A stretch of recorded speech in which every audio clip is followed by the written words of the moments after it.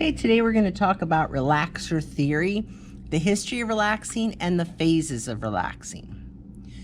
Okay, relaxing refers to the loosening or reducing of the hair's existing curls.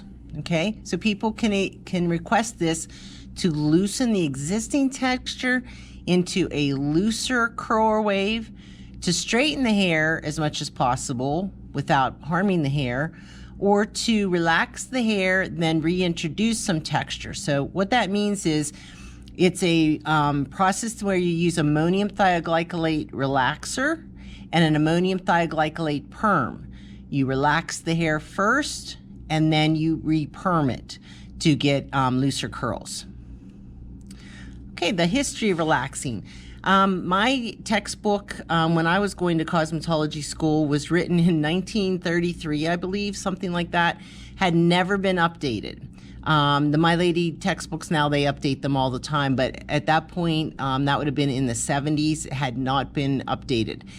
And it talked about if I used a relaxer on someone, after about 7 minutes, it would start turning their hair different colors, and after about 10 minutes, you would start losing hair. So that's reinforced by what we see on this slide. The first relaxers were unstable, they were unpredictable, they caused hair loss and severe scalp burns. Now, how did they make relaxers? They made them out of wood ashes, from literally burning wood and using the ashes, lye, white potatoes, and lard, which is fat from animals. Okay, and lye, the best way to describe lye is when I first got married, the plumbing in my house was very old and my tub drain clogged up. And my husband got a hold of some lye and put it down the tub drain, and it ate everything inside of there and opened up the drain. So, you know, if you think of like Drano or something like that, it's a very, very strong chemical. It has a pH of 14, which is the highest that the pH scale goes. So that's when it's just lye. Now, you know, even back then they were mixing it with other things, and then as time went on, just like with perms, they kept mixing them with other things, and they kept coming up with more gentle formulas that were easy to use on people's hair. When they first invented perms for highlighted hair, I remember what it looked like. Every piece of highlighted hair was just fried. And that was with the good stuff that they had invented just for that. Now you can give a perm to highlighted hair and it's gorgeous. You don't even know that the hair has been highlighted, that there's anything different about it. Same thing with relaxers. Okay, the early 1900s, a temporary method of hair relaxing called hair pressing, which some of you are experiencing out in the salon right now, was conceived by Sarah Breedlove. That was her name when she was born, also known as Madam C.J. Walker. Okay, she was born to slaves. She got married at 14, and I think her husband passed away, and her second husband was Mr. Walker. And so she was known as Madam C.J. Walker. This is just an old custom. When I went to Haiti, I was known as Madame Bill. They would take Madam and my husband's first name. So I wasn't Melanie, I was Madame Bill. But so Madam C.J. Walker, she is my most favorite person in all of cosmetology. I can just talk and talk and talk about this woman.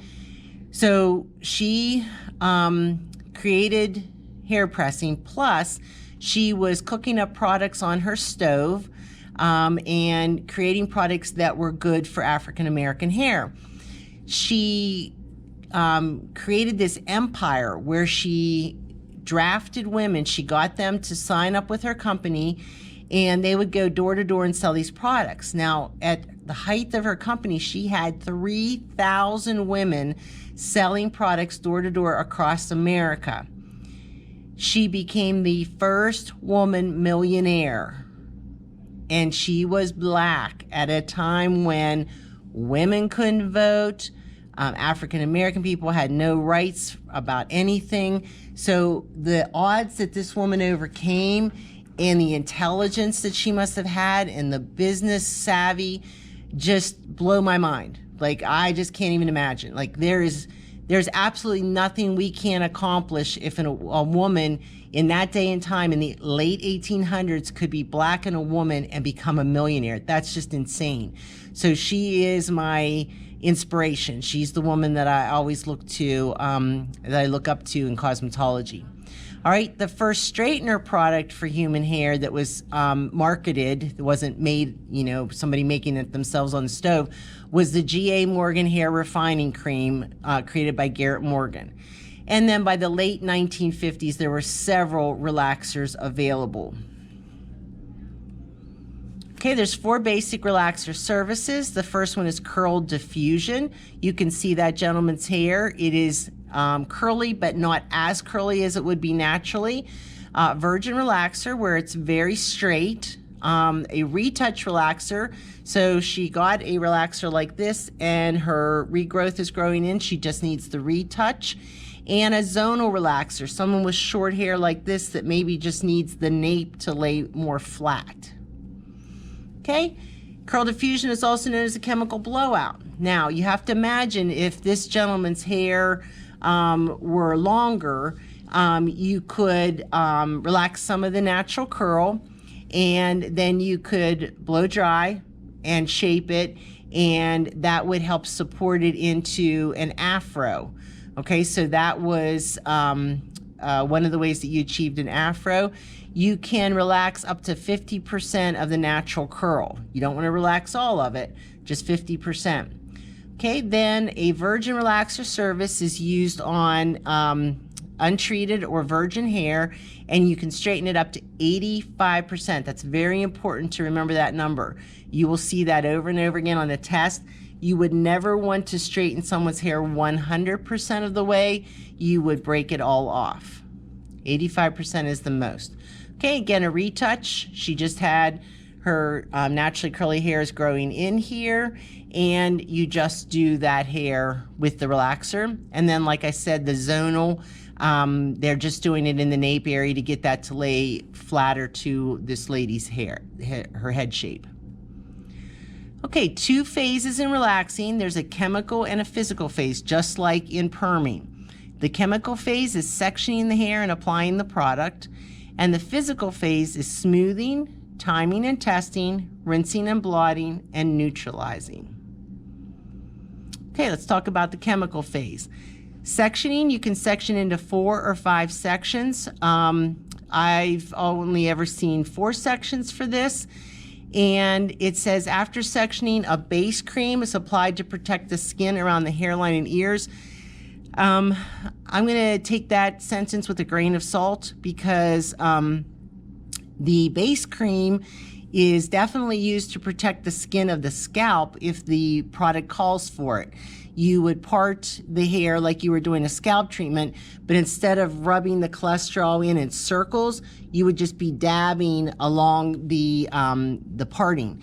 The product would be something that would melt with the heat from the head, and it would just kind of create a film that would protect the scalp from the relaxer.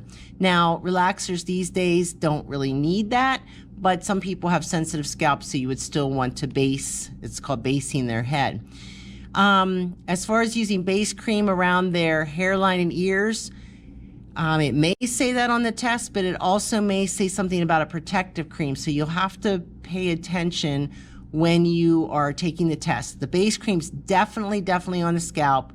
It may say around the hairline and ears, or it may just say a protective cream. Okay, then you apply the product. It will either contain sodium hydroxide or ammonium thioglycolate. Now, ammonium thioglycolate is the main ingredient in an alkaline wave, in an alkaline perm. Sodium hydroxide is the most commonly used product to relax hair. And as you can see, they're applying it first a ½ inch from the scalp to a ½ inch from the ends. And they're applying it to the top and bottom. And then when they come back, they're going to apply it to those areas and then smooth the hair to get it to straighten. Okay, so the physical phase is smoothing or combing the hair. So in this instance, they're smoothing with the back of a comb. They're pulling the hair, they're straightening it out. If you use the teeth, if you comb the hair, you're going to get the curl diffusion. It's only going to remove 50% of the curl. It doesn't create enough tension.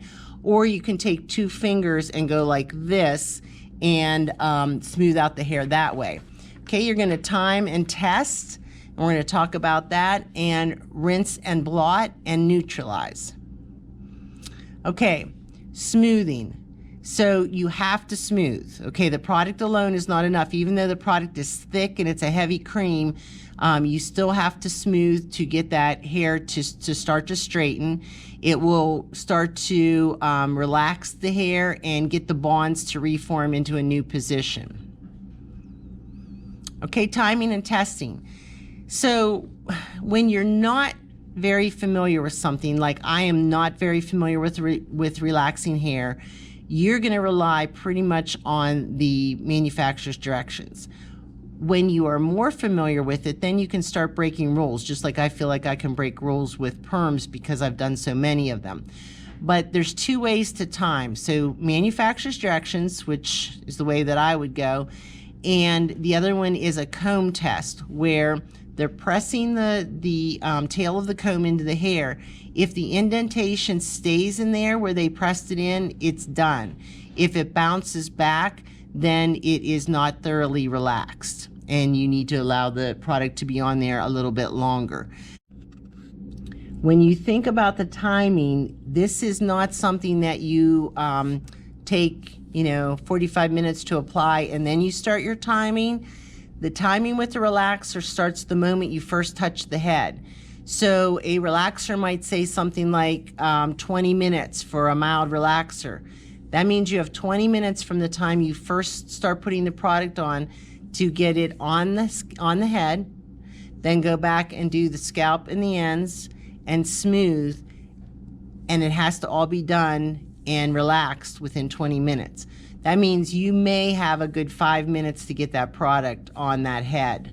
You have to move very, very quickly with this. You cannot dawdle and take forever and then start timing. It doesn't work that way. Okay, rinsing and blotting. You're going to rinse with a heavy stream of water. You want lots of pressure. You want to rinse that the relaxer out. You want to start at the hairline. That's the last place you want to apply the relaxer product, and that's the first place that you want to start rinsing, so that it's on there the least amount of time. That's where the hair is most fragile and it's most likely to break. It says any relaxer product left behind can severely damage hair and scalp. And then you don't want to take a towel and ruffle the hair up like this to dry it. You're trying to keep that hair while you're rinsing and you're neutralizing in a straight position. And when you blot, when you go to dry it, you're blotting like this. You're patting to get the excess water out, but you're trying not to disturb the hair. Okay, the last step is the neutralizing, and you are either going to use a shampoo if you're using sodium hydroxide based relaxer products, or you're going to use a solution if you're using ammonium thioglycolate. So let's start with the shampoo.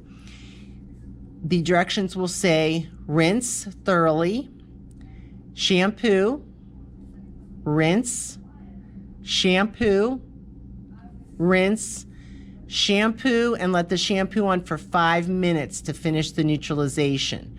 Okay, you absolutely have to make sure that this product is off the scalp and out of the hair. The really cool thing is they make chemical relaxers where the neutralizing shampoo turns color, maybe like pink, if there's anything left in the hair, so you can immediately identify that and see where you have to rinse and shampoo more.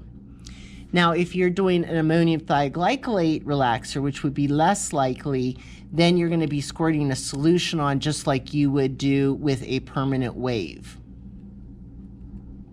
Okay, let's talk about what we've learned this time. Relaxing refers to loosening or reducing of the hair's existing texture, as when straightening curly or tightly curled hair. True or false? Clients often request a relaxer service to tighten the existing texture of the hair. True or false? In the early 1900s, a temporary method of hair relaxing was called hair. This is Madam C.J. Walker and what you're doing out on the floor. There are 4 basic relaxer services: curl diffusion, a virgin relaxer, a retouch relaxer, and A virgin relaxer service is a technique used on natural, untreated, or virgin hair to straighten the hair up to what percent?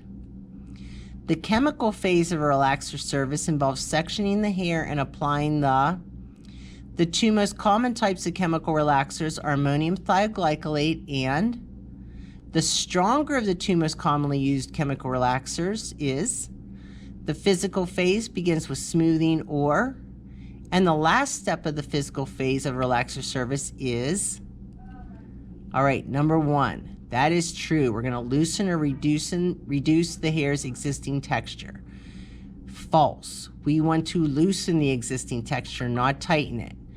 3. Hair pressing, what Sarah Breedlove, also known as Madam C.J. Walker, invented. 4. Zonal relaxer. That's the lady that they just put the relaxer on her nape area to flatten that area out. 5. 85%, no more. You cannot relax any more than that or you will destroy the hair. 6. The chemical phase is sectioning and applying the product. 7. The two kinds are ammonium thioglycolate and sodium hydroxide. Sodium hydroxide is by far the most likely product that you're going to use, and we're going to see in a later section that there are derivatives from that. So they have come up with taken sodium hydroxide, taken the lye out, and come up with other hydroxide relaxers. But again, sodium hydroxide is by far the most popular. Number 8. The stronger is sodium hydroxide. Remember, it has a pH of 14. The physical phase begins with smoothing or combing. Combing would be for curl diffusion. You're only taking 50% of the curl out. And the last step is neutralizing.